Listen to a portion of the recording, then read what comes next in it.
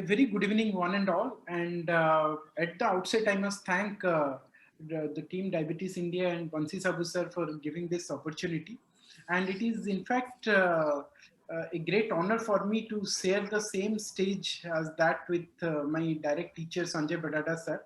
So after him, I'll be talking on thyroid and diabetes and the missing links.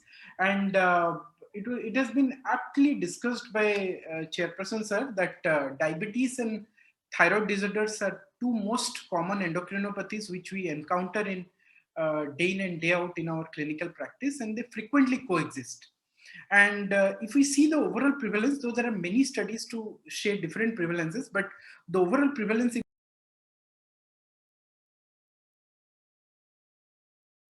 with highest prevalence in type 1 diabetic females and the lowest in type 2 diabetic males. And that may vary from 31.4% in type 1 diabetic female versus 6.9 in type 2 diabetic males. But there is a significant crosstalk, and I'll be discussing about those crosstalks and missing links.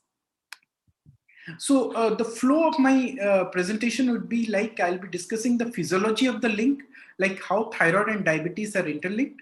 Second, I'll discuss how thyroid and type 1 diabetes are interlinked. Then I'll discuss thyroid and type 2 diabetes, both in terms of hypothyroidism and hyperthyroidism. Then I'll discuss about the pregnancy implications of gestational diabetes or pregnancy diabetes and the thyroid dysfunction. OADs and thyroid is a very important and emerging concept. And what do the guidelines and the screening guidelines tell us? So this is the flow of things which I'll be discussing. Coming to physiology of the link, I'm not going into details of that because that's a huge topic, but just to tell that thyroid hormone is a mostly a catabolic hormone. So in the liver, what it does is gluconeogenesis, decreases the glycogen synthesis and increases the glucose output. So grossly in the liver, it induces more amount of hepatic glucose output.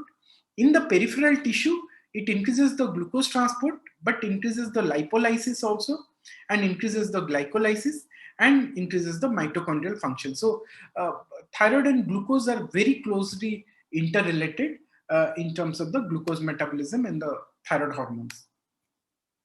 Coming to thyroid and type 1 diabetes, I think there is a strong correlation, which I have told initially, that the female with type 1 diabetes has the highest preponderance of any type of thyroid dysfunction. And the prevalence, if we see in this particular data, then the female have around 30.9% of prevalence of hypothyroidism, and the male around 10.1% type 1 diabetes males and females. And the type 1 diabetes and thyroid disorders, they share a common etiopathogenesis because mostly both are autoimmune pathologies. And there are n number of studies to suggest there is a strong correlation between thyroid disorders and type 1 diabetes. If we see the different studies which I have enumerated, the thyroid autoantibody positivity is to the tune of 2.5 to 32%. Overt hypothyroidism can be up to 15.1%. Subclinical hypothyroidism is also higher. And the total autoimmune thyroid disorders in type 1 diabetes can range from 3.9 to 24%. So there is a significant correlation between thyroid dysfunction in patients with type 1 diabetes. Now, the reverse is also true. Till now, I have told the presence of autoimmune thyroid disorders in patients with type 1 diabetes. Let us see how the diabetes antibodies, or the antibodies which signify type 1 diabetes, they are present in autoimmune thyroid disease. And if you can see this data, then the autoimmune markers of type 1 diabetes like islet cell antibodies, GAD65, IA2 and IAA antibodies are significantly higher in patients who have autoimmune thyroid disorders.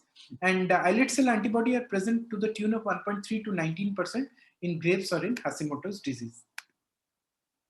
Now, for that reason, there are various guidelines to suggest how we should screen for thyroid disorders in type 1, and even the recent 2021 ADA guidelines is also very clear about screening for type 1 diabetic patients regarding thyroid disorders. So screen type 1 diabetes patients for thyroid disorders with a TSH anti-TPO antibody from the very beginning, and if TSH and anti-TPO antibodies are normal, we can repeat it annually. If anti-TPO antibody is positive, we can do it every 6 monthly or as and when indicated. So these were the current recommendation regarding type 1 diabetes and thyroid dysfunction. Now, that was about the strong relation between thyroid disorders and type 1 diabetes.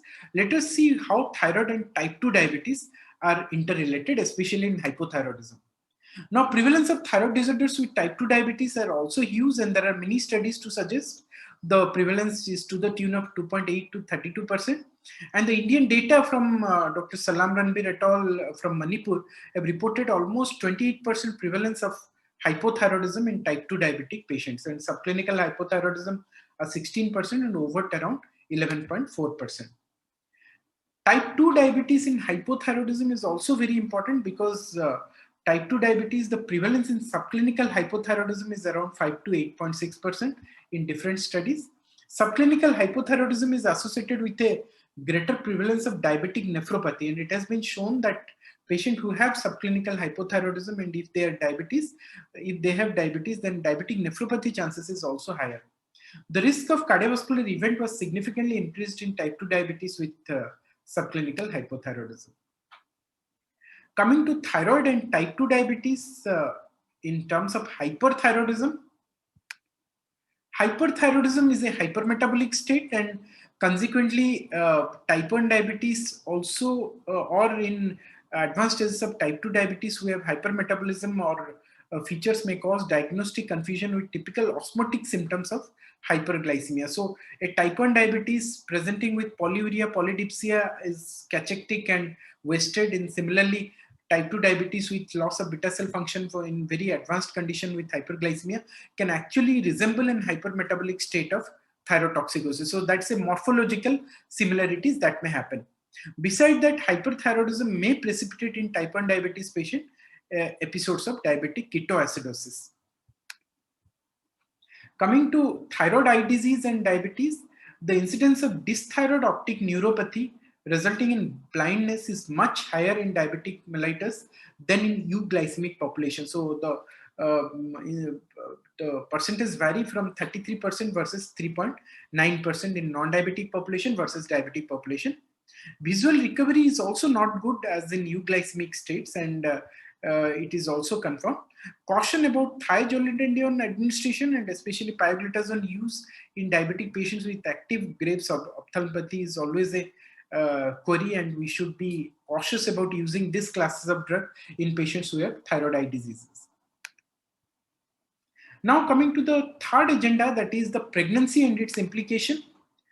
Gestational diabetes and thyroid, there is a 3 times increased risk of thyroid disorders in any gestational diabetes mellitus patient, and there are studies to support that.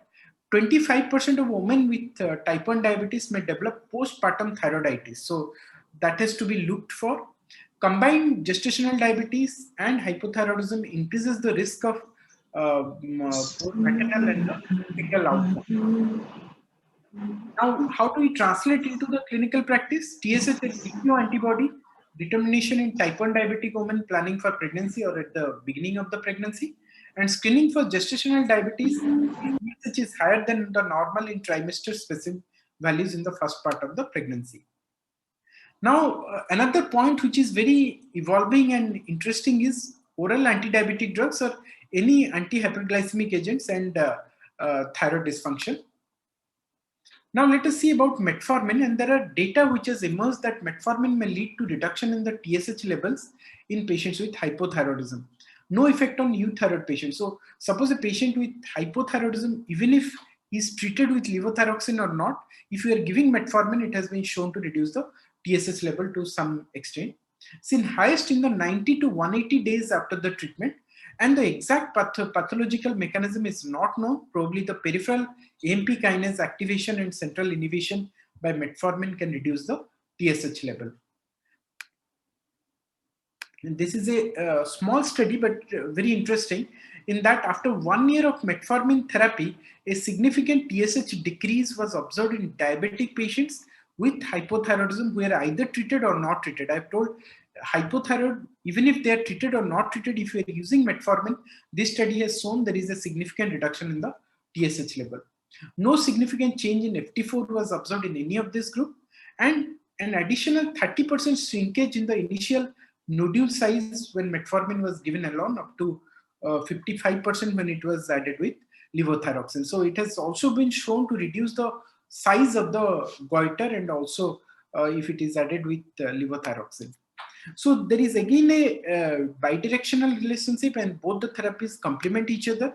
And there is a point of cross-linking between diabetes and thyroid. So if a person is treated with levothyroxine, it reduces the HbA1c in patients with type 2 diabetes with coexisting subclinical hypothyroidism. And there are studies on subclinical hypothyroidism which has proven this fact.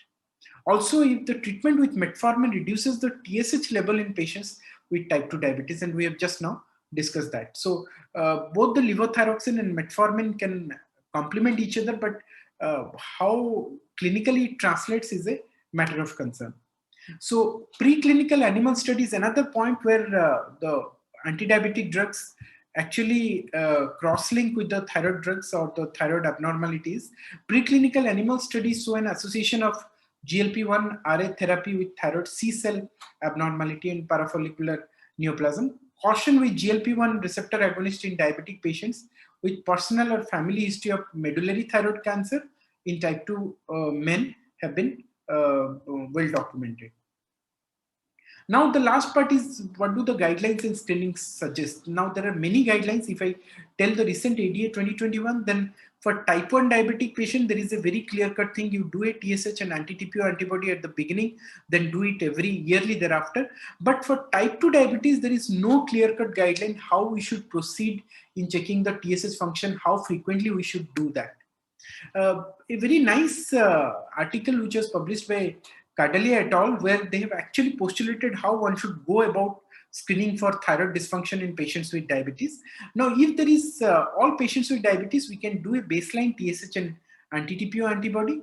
If there is thyroid dysfunction, we must treat that. If it is overt, we can treat that. If it is subclinical hypothyroid, we know what are the indications where we need to treat, where there is a symptom, where there is a goiter, when there is an antibody positivity, or when the TSH is more than 10. So these are the clear-cut indications where we should treat. There is no doubt in that. The doubt comes on the right side of the flowchart when the patient is euthyroid and he is diabetic and you have checked the TSH and anti-TPO, that's normal. Now, if it is type 1 diabetes, here also the guideline is clear-cut. You do an annual TSH. But for type 2 diabetes, they proposed a schema where they've told that if the TSH is more than 2, or if anti-TPO antibody is positive, then we can do an annual TSH recommendation. If the TSH is less than 2 and TPO antibody is negative, we can do the test every 3 to 5 yearly and according to the indication. So I think that's a fairly practical approach how we should do.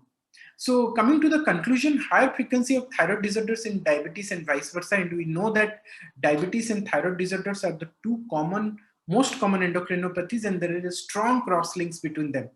Can have major impact on glycemic control, the thyroid dysfunction. Combined endocrinopathy can have major impact on pregnancy outcome also, we have discussed that. Metformin's role in reducing the TSH is under evaluation, and we must find out the things because there is a widespread use of metformin. Current screening recommendations should be reviewed and modified, especially for type 2 diabetes mellitus patients. So with that, I'll end my talk. Thank you for the patient hearing.